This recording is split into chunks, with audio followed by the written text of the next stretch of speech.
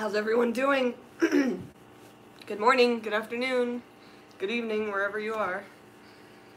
How's it going, people? I am getting ready for Aquarium Club night. Circle City Aquarium Club meeting is tonight, and I have stuff to BAP. So, hello, Greg Bean. BAP is the Breeders' Award Program.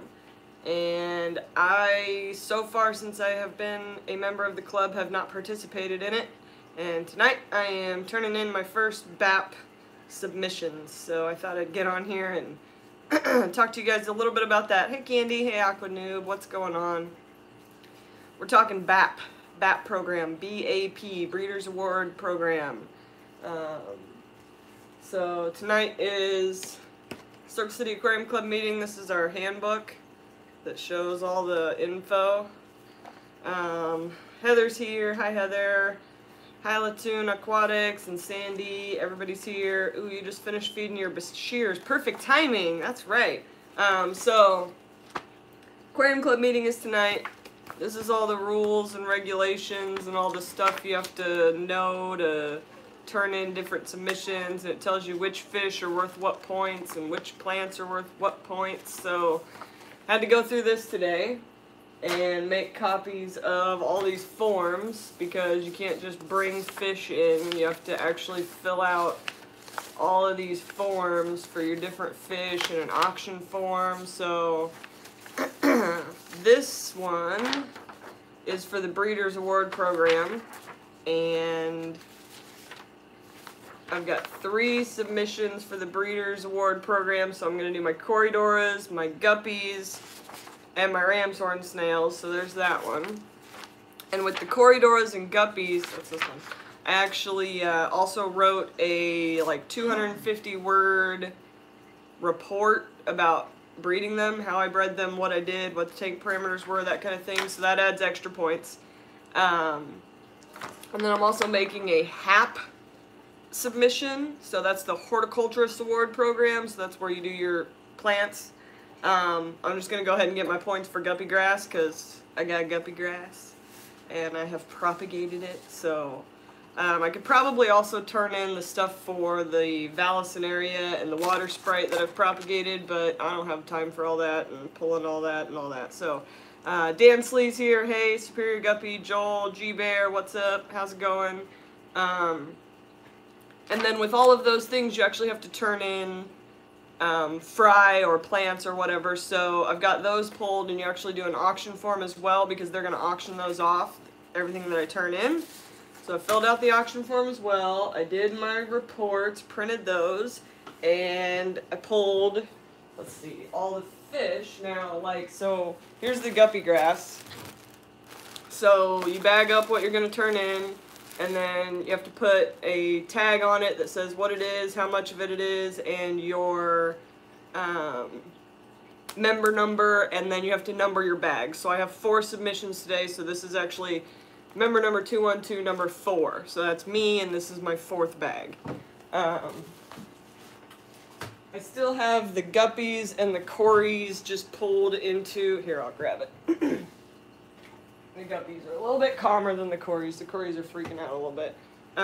So what I do is I pull them into like a deli cup, or what I'm going to do. This is the first time I'm doing it. And I've got at least 10 in here. So with guppies in the handbook, it says you have to turn in 10 of them because they're Class A live bearers. So there's the guppies. I pulled 10 of them into here, and I'll bag these right before I go to work because me and Lucas are apparently going to carpool to the club meeting while I'm at work. So I'll bag these right before I go, and this is going to be the tag that goes on the outside of their thing. It has their Latin name, and then it just says what kind of guppies they are. It says times 13, because I'm actually turning in 13 of these. It has my member number, and this is going to be bag number 2.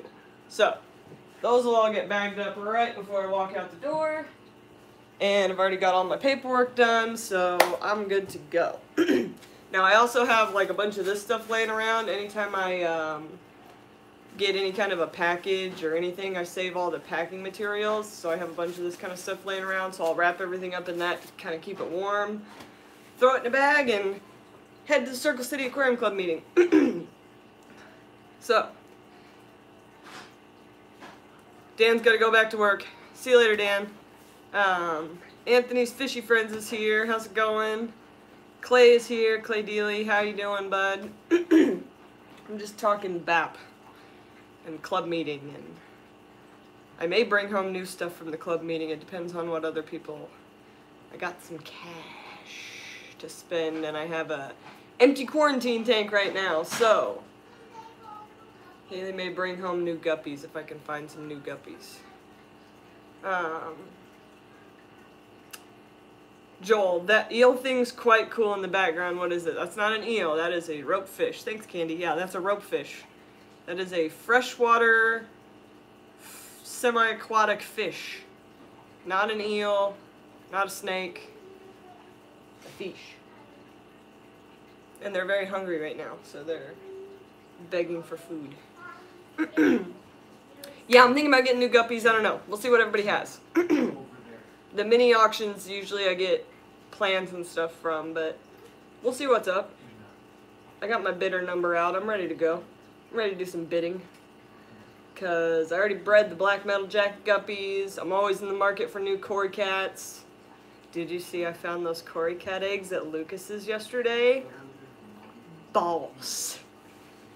I always check the cory cats because I got an obsession with finding their eggs. So I was not doing water changes in the garage. I still found those eggs. I was doing water changes in the office and I found those eggs. And I was like, yes. So good. Valley Fish on break. Stop for a hello. Hello, Valley Fish. Joel says, so it can come out and breathe also. Yes. This fish is about 70% air breather. They have lungs, they have gills, and they can also breathe through their skin. So it's like 70% atmospheric air and like 20% through their gills and like 10 or, I don't know, like 15% through their gills. Like I've got the studies in that big black binder I've got. But yeah, that's an air breather.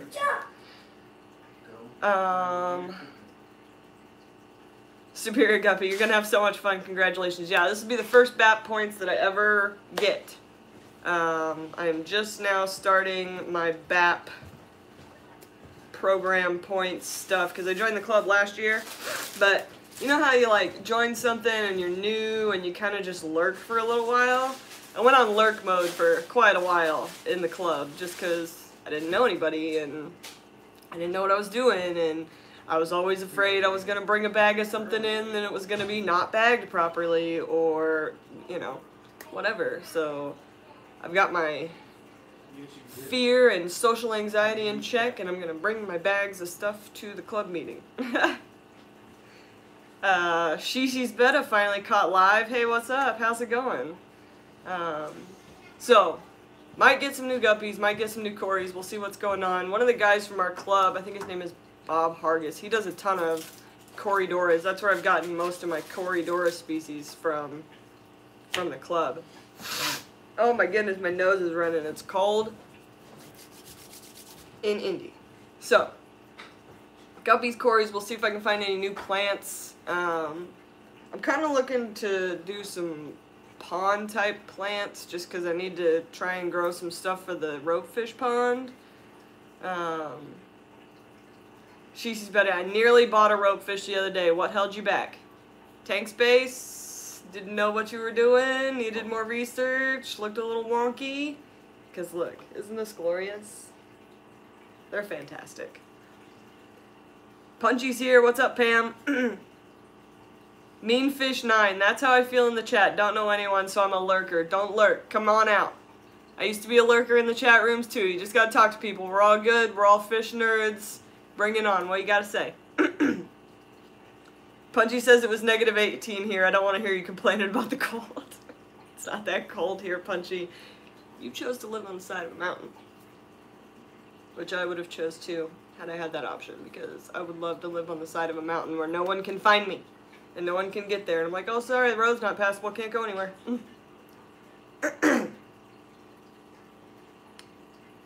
Okay, there's somebody in the chat whose name is I Fling a Pile of Poo. They're lurking too. Your name is horrible. Well, it's not horrible, but I'm not going to say it like a million times. But don't lurk. Come out. I'll still read your stuff. We'll talk. Let's do it. Shi's better, no lids on the tanks. And I remember they're good escape artists. And that's my theory as to why they're escape artists, is because people don't give them the option to get out of the water. This fish actually likes to hang out at the top. And I really think that they get out of the water in the wild. So I put a turtle dock in there so that mine won't jump. They just get up on the turtle dock. So I don't know that I'd run it without a lid though. You had one years ago. Yeah, they're super awesome. Where's the best place to buy manzanita branches for aquariums? Manzanita. If I was looking for a very specific type of wood, I would probably get on Aquabid. Just because a lot of times you can buy from hobbyists or people that are buying like that specifically, and they like kind of specialize in it a little bit. Other than that, like your LFS maybe, but you've got to have a pretty good LFS for them to carry manzanita in stock. Crystal Shack, must find coffee. Got it. Punchy. I was headed out to work yesterday and the deadbolt on my door was frozen. I went into panic mode for a minute. Full bore linear panic.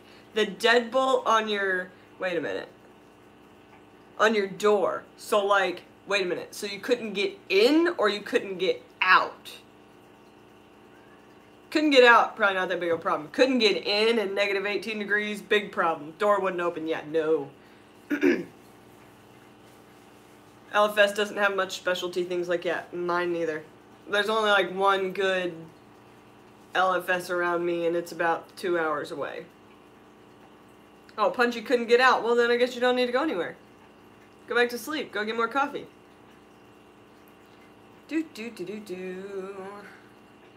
Steve Brallian, 45 degrees Celsius in Western Australia. Need a good air conditioning to keep the tanks cool. Dang.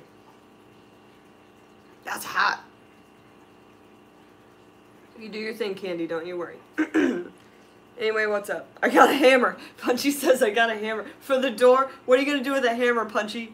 You going to knock yourself out of the house with a hammer? On a deadbolt? Get a hot cup of water. Throw it on there. Greg Bean, does LRB sell any angelfish? If not, where would be a good place to order them from? LRB does not have any angelfish. He almost bought some the other day, but no, he doesn't have any right now. And a good place to order them from, look on Dan's Fish's thing, like, or what is that thing? Getgills.com? There's got to be somebody on there selling angels. They breed like crazy. I hit the handle and I broke it loose after 5 minutes of kicking the door and cussing. Oh, Punchy. It's too bad you didn't set your camera up first. That would have been YouTube gold. Did you see those purple robots? Oh, man. They had laser eyes. Hey, Charlie. I saw Anyway, so, probably not gonna go for too long today, because, what time is it? It's already 2:30. I gotta leave here at 4. I still gotta bag the rest of these fish, and, there was something else that I had to do that I now forget. Updates. Pea-Puffer's still fat. Grouchy's still hanging on. His face is looking like crap, but he's still eating, and he's still swimming, and he's still, I don't know, he might get better. Maybe. We'll see. We'll see. Stay tuned. These guys are hungry. I still gotta feed them. The shear tank's looking pretty good, and we got a hamster. Jaden got a hamster for New Year's. Its name is Cupcake. Hey, Vanessa. Hey, Shauna, OTD. Hi, Shelby Ray. How's it going?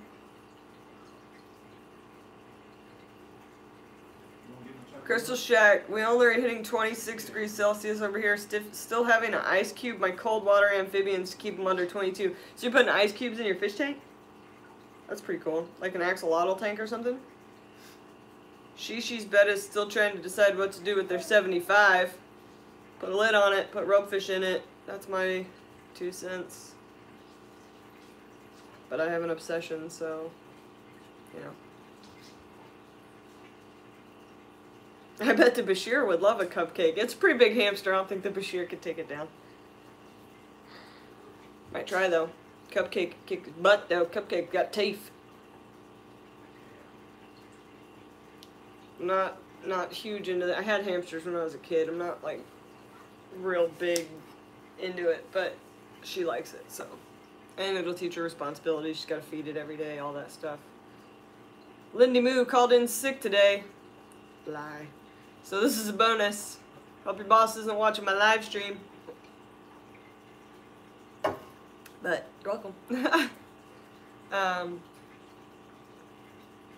Oh, Crystal Shack, reusable ice cubes so that they don't alter the actual water level. Axolotls and newts. That's cool.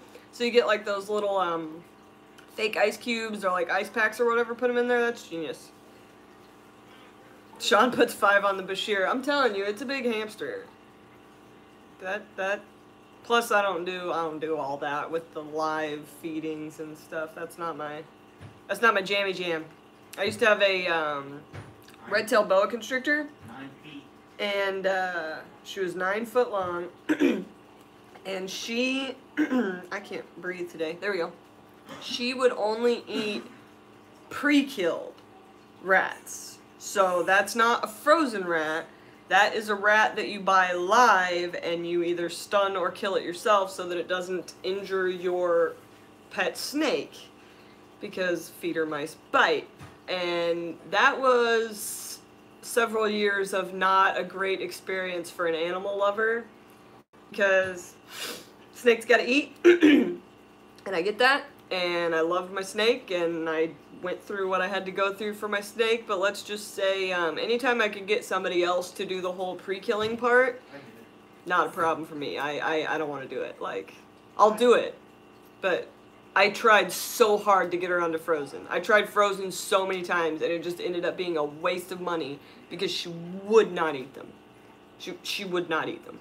And when I did get her to even, like, get a hold of them, you know, she'd strike and hold it and wrap it, she'd just walk away from it or slither away from it. She was not having it.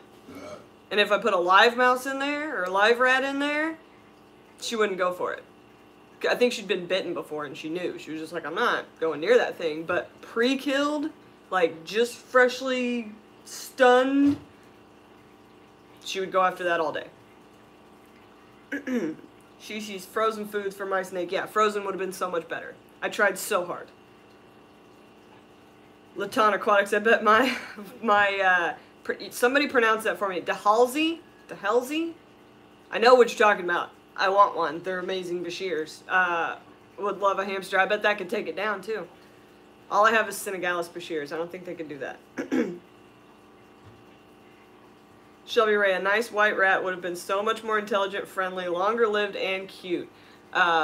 Than a hamster or a snake, because I agree with you on both points. I used to have rats when I was a kid too. The rat was the best pet I ever had. Like, as far as like interacting with me, that rat was genius. She wanted a hamster though, and I didn't want to step too much into that. Like, I want her to experience, because I went through all the different pets as a kid and all that kind of stuff, and I want her to understand why a rat is better than a hamster, so she's got to keep a hamster first. Yeah, rats are the best pets ever. Love rats. Joel, do you clip your aquarium co-op tail to your belt clip? I don't clip it. I tuck it into my pants. I took that clip off of it. I used to use the clip. I don't have time for the clip. The clip is nice for like hanging it up somewhere. Right now I'm using it to cover up Cory cat eggs. So anytime you see my co-op towel like right here, it's because I've got it wrapped around a hang on the front on this 2.5 gallon. It's got Cory eggs in it. But yeah, don't use the clip. I just tuck that right into the pants. It has clip technology. I know. I took the clip off because I was banging it into stuff. Like, I need to be able to whip that towel around and do all kinds of crazy stuff, and with that clip on there, I kept hearing the clip like hit glass or hit something, and the OCD kicks in, and I'm like, I'm gonna break something. Shishi snake was raised on frozen, so they were lucky about not live feeding. Yeah, live feeding is rough. The guy I got my snake from did nothing but live feed her, and I'm sure that's why she had like all kind of scars and stuff. I got her when she was about 5 foot. And got her to 9 foot, and then after that, that's when my husband first moved in with me, and he got to experience my 9-foot red-tailed boa going through a dry shed, and me trying to kind of work around her being very, very agitated, and also trying to, like, get her into a bath and get all that dry shed off of her and all that, and he freaked him out, and he hadn't moved in yet at that point, and he was very afraid I was going to become the girl that gets eaten by her snake and nobody knows it because this snake had like 3 feet on me, and she could very well eat me. Snakes also do this thing when they are preparing to eat something or thinking about eating something that they're not sure they can eat. They will actually stretch out next to it and like check the length of their body to see if they can fit something in them. She was definitely starting to do that to me. Like, I'd have her out, and I'd be like, see, she's calm, it's all fine now, and if I really was paying attention to her activities while she was out, she was sizing me up. So, she went to a rescuer. She's got a good home now. Punchy says she put her daughter's pet rats in a cage next to her bed and they ate the quilt. Yeah. They chew. They chew on things. Cupcake has little wooden rainbows in her tank to chew on. Yeah, eye cap removal is semi-terrifying. She's better, for sure. The eye caps are the worst part of it, but when they do a full dry shed, ugh, not happy. Jeremy had a 6-foot red tail. She was mean all the time and she loved to eat rabbits. Yeah, mine ate multiple rats at 9 foot. I couldn't take the rabbit step. I should have taken the rabbit step, but the animal lover in me that used to raise rabbits couldn't do it because I knew I couldn't get her to eat the frozen ones. And I knew I was going to have to pre-kill because I couldn't just put a live rabbit in there.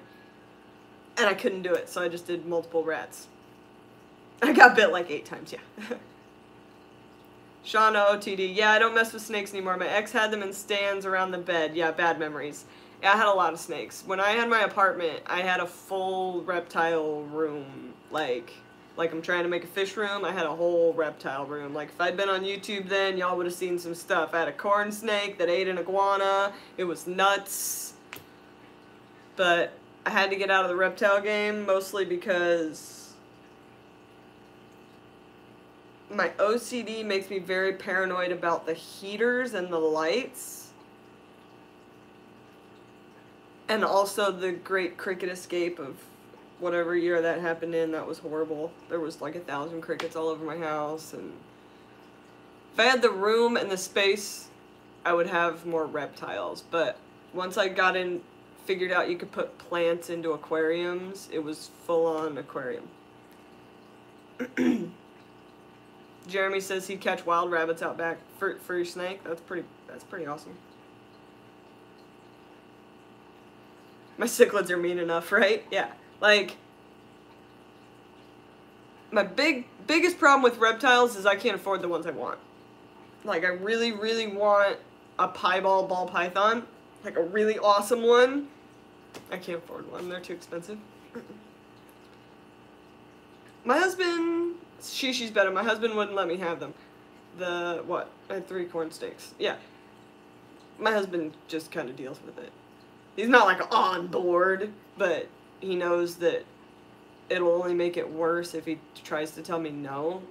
Like, telling me no makes me get, like, 3 more things. Telling me yes, then yeah, we just deal with the one thing that I got, and I usually am pretty responsible about it, and I keep myself in check. But if he starts to tell me no, that can turn into a real problem, because then it becomes a challenge. And I'm like, oh, I can't have that? Well, then I'm going to put a rack of them in.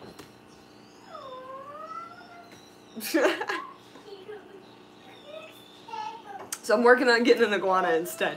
Yeah, iguanas are sweet. I had one. I was talking about that the corn snake ate it. Yeah, I bought a super baby iguana, like a real little one, and I was going to train it, like do the whole training process, make this thing like a puppy, right? And I went in there about probably 2 months after I got it, I just got it to the point where it wouldn't like tail whip right when I walked up to the cage. I walk in there, I'm like, what's the corn snake doing in the iguana cage? How do you even get in there? Why is he so fat? He ate it. Corn snake ate the iguana. Like to the point where the iguana's tail was still sticking out of its mouth. Couldn't even fit it all the way down. It was horrible. I was so mad at that corn snake I had to give it to my friend Sammy. That was a joint-owned corn snake. We actually bought that corn snake as a gift for my niece, and they couldn't keep it at their house, so Aunt Haley kept it at her house. But that corn snake was a jerk, so it went to live at Aunt Sammy's house. It was a psycho. I think when they breed those weird colors of corn snakes, like this was like a lavender corn snake. I think when they breed those really weird colors, it messes with the psyche of the snake. This thing would strike at the glass, just everywhere. It didn't care. It was just crazy. Yeah, it's getting a little violent in here, isn't it, Candy? I was supposed to be talking BAP, now we're talking about live feeding versus pre-killed versus... Nature is rough, man. Nature is rough. It's the stuff of PTSD nightmares. Yeah, you walk in, what's going on with the corn snake? Yeah, horrible. Let's see.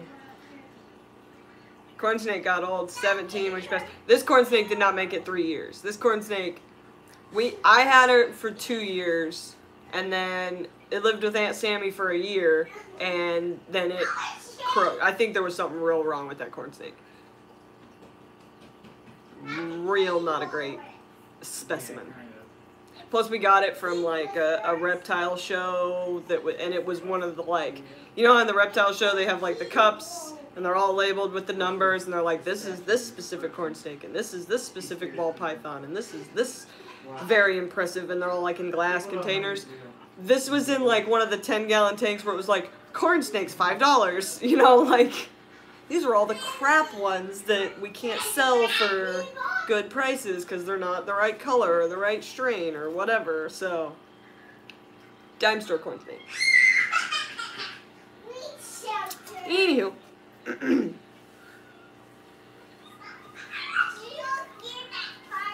Oh man. Okay. So, we've talked about the BAP stuff. We've talked about reptile feeding.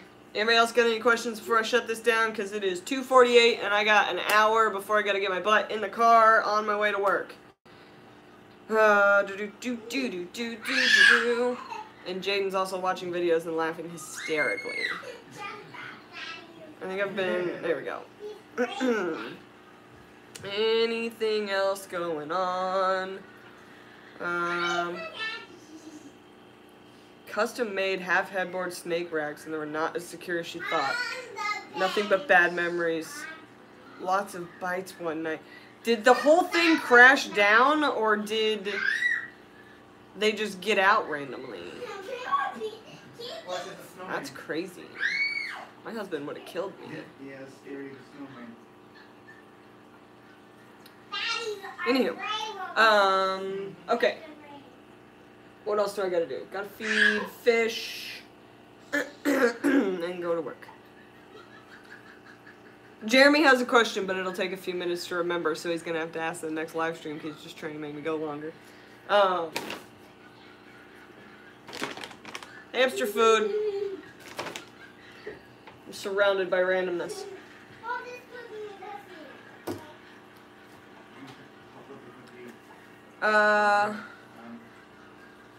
Whoa, wine and wet sleeves. What should I be feeding a 4-inch Senegal Bashir? I feed mine frozen bloodworms. If you can't get frozen bloodworms, mine also eat this, which is Massive Ordile Light from Hikari. It's for like big, these things are big. Don't feed very many of these though, because they'll take them all the way down and they're like a lot of food per pellet. But this is what I would be for a 4-inch one. That's probably like that big. Yeah, they could probably take down 1 or 2 of these pellets. I'm not opening this to show you guys the pellets inside of this. They look just like that, but they stink to high heaven. Every time I open this bag, I can smell it for like a whole day. It's insane.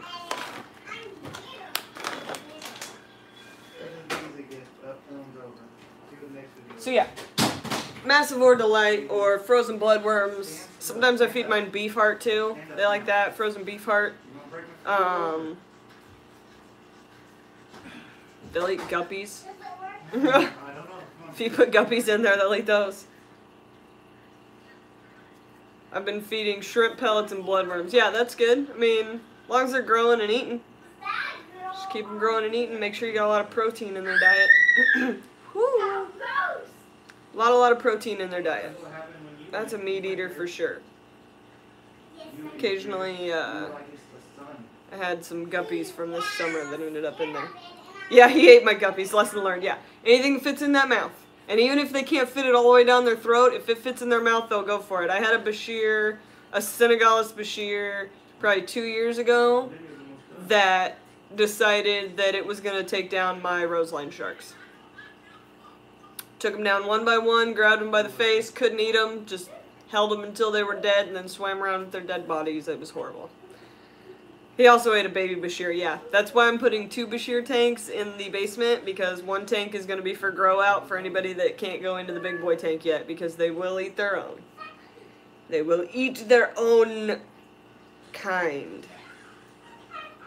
Yeah, big boys love live fish, Latoon, aquatics, Latoon, Lawton. I don't know how to pronounce your name, but I hope that's pretty close. Yeah, they love to eat live fish. They love to eat anything that will fit in their mouth.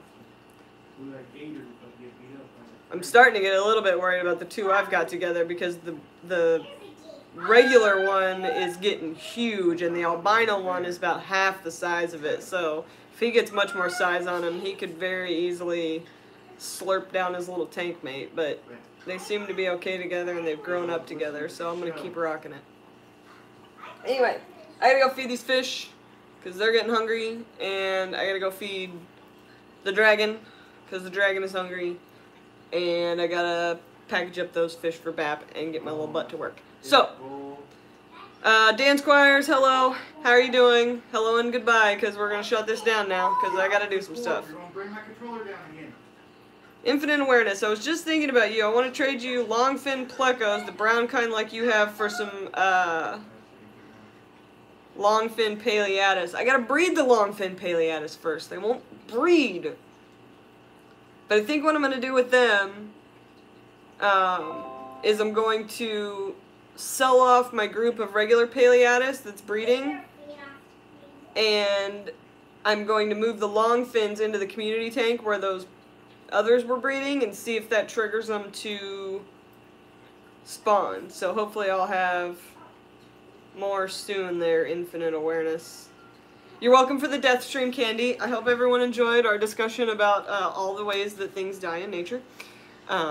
This has been brought to you by the Reading Rainbow. Anyways, Dan Squires, thanks for stopping by. Candy, Punchy. Love you guys.